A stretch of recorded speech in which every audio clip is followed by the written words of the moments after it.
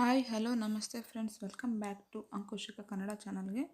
ನಾನಿವತ್ತು ತೋರಿಸ್ತಾ ಇರ್ತಕ್ಕಂಥ ರೆಸಿಪಿ ಬಂದ್ಬಿಟ್ಟು ಚಪಾತಿ ಪೂರಿಗೆಲ್ಲ ಟೇಸ್ಟು ಸೂಪರ್ ಆಗಿರ್ತಕ್ಕಂಥ ಕಡಲೆಕಾಳು ರೆಸಿಪಿನ ತೋರಿಸ್ತಾ ಇದ್ದೀನಿ. ಟೇಸ್ಟ್ ಅಂತೂ ತುಂಬ ಚೆನ್ನಾಗಿರುತ್ತೆ. ಮಾಡೋದನ್ನು ಅಷ್ಟೇ ತುಂಬ ಸಿಂಪಲ್ಲಾಗಿ ಮಾಡ್ಕೋಬೋದು.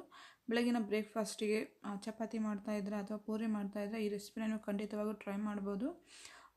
ಇನ್ನೂ ಯಾರಾದರೂ ಚಾನಲ್ ಸಬ್ಸ್ಕ್ರೈಬ್ ಮಾಡದೆ ನೋಡ್ತಾ ಇದ್ದಾರೆ ಫ್ರೆಂಡ್ಸ್, ಪ್ಲೀಸ್ ಸಬ್ಸ್ಕ್ರೈಬ್ ಮಾಡ್ಕೊಳ್ಳಿ. ಸಬ್ಸ್ಕ್ರೈಬ್ ಮಾಡ್ಕೊಳ್ಳೋದ್ರಿಂದ ನನಗೆ ತುಂಬ ಯೂಸ್ ಆಗುತ್ತೆ. ಹಾಗೆ ವಿಡಿಯೋ ಇಷ್ಟ ಆಯ್ತು ಅಂದರೆ ಲೈಕ್ ಮಾಡೋದು ಮಾತ್ರ ಮರಿಬೇಡಿ. ಬನ್ನಿ ರೆಸಿಪಿ ಮಾಡೋದು ಹೇಗೆ ಅಂತ ನೋಡೋಣ. ನಾನಿಲ್ಲಿ ರಾತ್ರಿಯೇ ಕಡಲೆನ ನೀಟಾಗಿ ಕ್ಲೀನ್ ಮಾಡಿಬಿಟ್ಟು ನೆನೆಸಿಟ್ಕೊಂಡಿದ್ದೀನಿ. ಓವರ್ ನೈಟ್ ನೆನೆಸ್ಕೊಂಡ್ರೆ ಕಡಲೆ ಬೇಗ ಮೆತ್ತಗಾಗ್ಬಿಡುತ್ತೆ. ಇವಾಗ ನಾವು ನೆನೆಸಿಟ್ಟಿರ್ತಕ್ಕಂಥ ಕಡಲೆನೆಲ್ಲನೂ ಕುಕ್ಕರ್ಗೆ ಹಾಕ್ಕೊಂಡ್ಬಿಡೋಣ. ಇನ್ನು ಹಾಕ್ಕೊಂಡಿದ್ದಾದಮೇಲೆ ಇದಕ್ಕೆ ನಾನು ಇವಾಗ 3 ಗ್ಲಾಸ್ ಆಗೋಷ್ಟು ನೀರು ಹಾಕ್ಕೊತಾ ಇದ್ದೀನಿ.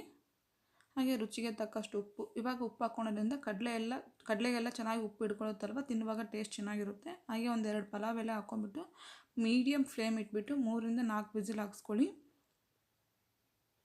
ಕೈಯಿಂದ ಮುಟ್ಟಿದರೆ ಸಾಫ್ಟ್ ಆಗಬೇಕು, ಅಲ್ಲಿವರೆಗೂ ಚೆನ್ನಾಗಿ ಕುದಿಸ್ಕೋಬೇಕಾಗುತ್ತೆ. ಹಾರ್ಡ್ ಇರಬಾರ್ದು, ಗಟ್ಟಿ ಇರಬಾರ್ದು.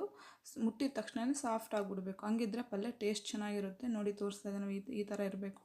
ಇದನ್ನು ಸೈಡ್ ಇಟ್ಬಿಟ್ಟು ಇವಾಗ ಪಲ್ಯ ಮಾಡೋಕ್ಕೆ ನೋಡೋಣ. ಪಲ್ಯಗೆ ನಾನಿಲ್ಲಿ ಮೊದಲೇ ಪ್ಯಾನ್ನ ಬಿಸಿ ಮಾಡೋಕ್ಕೆ ಇಟ್ಕೊಂಡಿದ್ದೆ. ಅದಕ್ಕೆ ಒಂದು 10-12 ಗೋಡಂಬಿನ ಸ್ವಲ್ಪ ಫ್ರೈ ಮಾಡ್ಕೋಬೇಕಾಗುತ್ತೆ. ಇದು ಲೈಟಾಗಿ ಫ್ರೈ ಆಗ್ತಿದ್ದಾಗೆ ನಾನಿಲ್ಲಿ 1-2 ಟೇಬಲ್ ಸ್ಪೂನ್ ಆಗೋಷ್ಟು ಒಣ ಕೊಬ್ಬರಿ ತೊಗೊಂಡಿದ್ದೀನಿ.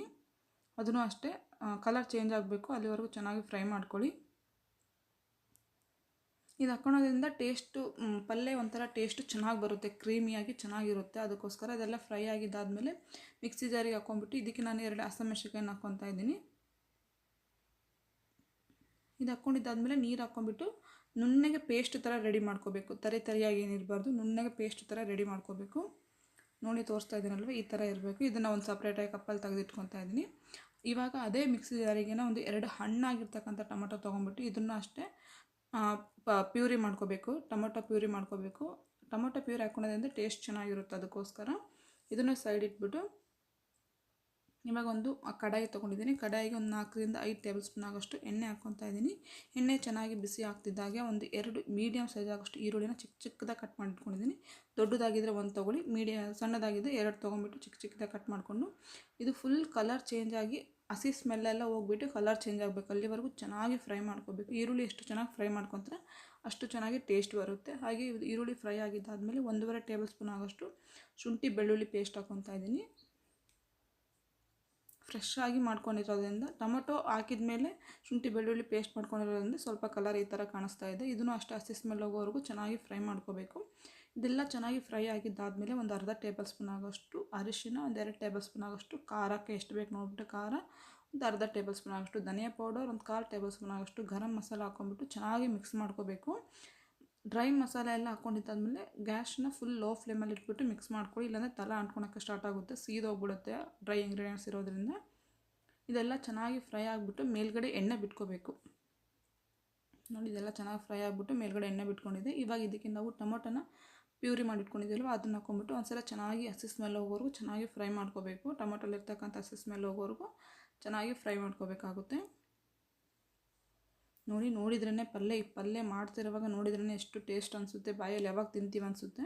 ಇವಾಗ ಇದಕ್ಕೆ 1-2 ಟೇಬಲ್ ಸ್ಪೂನ್ ಅಷ್ಟು ಎಣ್ಣೆ ಹಾಕ್ಕೊಂಬಿಟ್ಟು ಚೆನ್ನಾಗಿ ಮಿಕ್ಸ್ ಮಾಡ್ಕೊಳ್ಳೋಣ.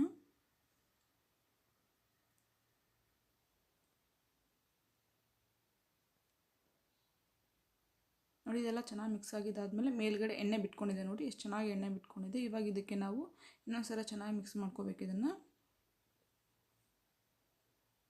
ಇದೆಲ್ಲ ಚೆನ್ನಾಗಿ ಮಿಕ್ಸ್ ಮಾಡ್ಕೊಂಡಿದ್ದಾದ್ಮೇಲೆ ನಾವಿಲ್ಲಿ ಗೋಡಂಬಿ, ಒಣ ಕೊಬ್ಬರಿ ಮತ್ತು ಹಸಿಮೆಣಸಿನಕಾಯಿನ ಏನು ಪೇಸ್ಟ್ ಮಾಡಿ ಇಟ್ಕೊಂಡಿದ್ದಾರಲ್ವ ಅದನ್ನು ಹಾಕ್ಕೊಂಬಿಟ್ಟು ಚೆನ್ನಾಗಿ ಮಿಕ್ಸ್ ಮಾಡ್ಕೋಬೇಕು. ಇದಕ್ಕೆ ಮೇನ್ ಇಂಗ್ರೀಡಿಯೆಂಟ್ ಅಂತ ಹೇಳ್ಬೋದು. ಹಸಿಮೆಣಸಿನಕಾಯಿ, ಗೋಡಂಬಿ, ಕೊಬ್ಬರಿನೇ ಈ ಪಲ್ಯಗೆ ಮೇನ್ ಇಂಗ್ರೀಡಿಯೆಂಟ್ ಅಂತ ಹೇಳ್ಬೋದು. ಚೆನ್ನಾಗಿ ಮಿಕ್ಸ್ ಮಾಡ್ಕೊಳ್ಳಿ. ಇವಾಗ ಚೆನ್ನಾಗಿ ಮಿಕ್ಸ್ ಮಾಡ್ಕೋಬೇಕು ಇದೆಲ್ಲ ಪಲ್ಯನಲ್ಲಿ ಮೊದಲೇ ಪಲ್ಯ ಮಾಡಿದ್ವಲ್ಲ ಅದರಲ್ಲೆಲ್ಲ ಚೆನ್ನಾಗಿ ಮಿಕ್ಸ್ ಆಗಬೇಕು. ಅಲ್ಲಿವರೆಗೂ ಚೆನ್ನಾಗಿ ಮಿಕ್ಸ್ ಮಾಡ್ಕೊಳ್ಳಿ.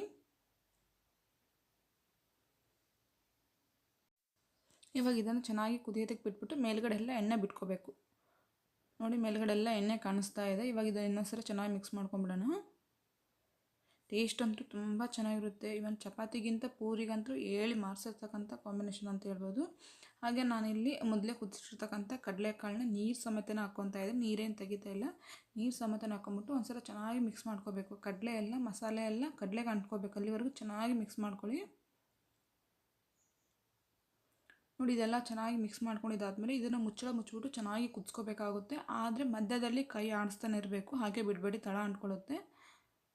ಚೆನ್ನಾಗಿ ಕುದ್ಬಿಟ್ಟು ಅದೆಲ್ಲ ಒಂಥರ ನೀರು ಇರುತ್ತಲ್ಲ, ಆ ಅಂಶ ಎಲ್ಲ ಗಟ್ಟಿ ಆಗಬೇಕು.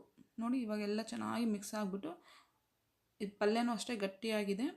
ಇಲ್ಲಿವರೆಗೂ ಚೆನ್ನಾಗಿ ಕುದಿಸ್ಕೋಬೇಕಾಗುತ್ತೆ. ನೋಡಿ ಟೇಸ್ಟಿಯಾಗಿರ್ತಕ್ಕಂಥ ಕಡಲೆಕಾಳು ಪಲ್ಯ ರೆಡಿಯಾಗಿದೆ. ಇದನ್ನು ಇವಾಗ ಒಂದು ಸರ್ವಿಂಗ್ ಬೌಲ್ ತೊಗೊಂಬಿಟ್ಟು ಸರ್ವ್ ಮಾಡಿಕೊಂಡ್ರೆ ಪೂರಿಗೆ ಚಪಾತಿಗೆಲ್ಲ ಸೂಪರಾಗಿರುತ್ತೆ. ನೀವೇನಾದರೂ ಈ ರೆಸಿಪಿನ ಮನೇಲಿ ಟ್ರೈ ಮಾಡಿದ್ರಂದರೆ ಕಮೆಂಟ್ ಮಾಡೋದು ಮಾತ್ರ ಮರಿಬೇಡಿ. ಹಾಗೆ ವಿಡಿಯೋ ಇಷ್ಟ ಆಯ್ತು ಅಂದರೆ ಲೈಕ್ ಮಾಡಿ, ನಿಮ್ಮ ಫ್ಯಾಮಿಲಿ ಫ್ರೆಂಡ್ಸ್ ಮೆಂಬರ್ಸ್ಗೆಲ್ಲ ಈ ರೆಸಿಪಿನ ಶೇರ್ ಮಾಡಿ.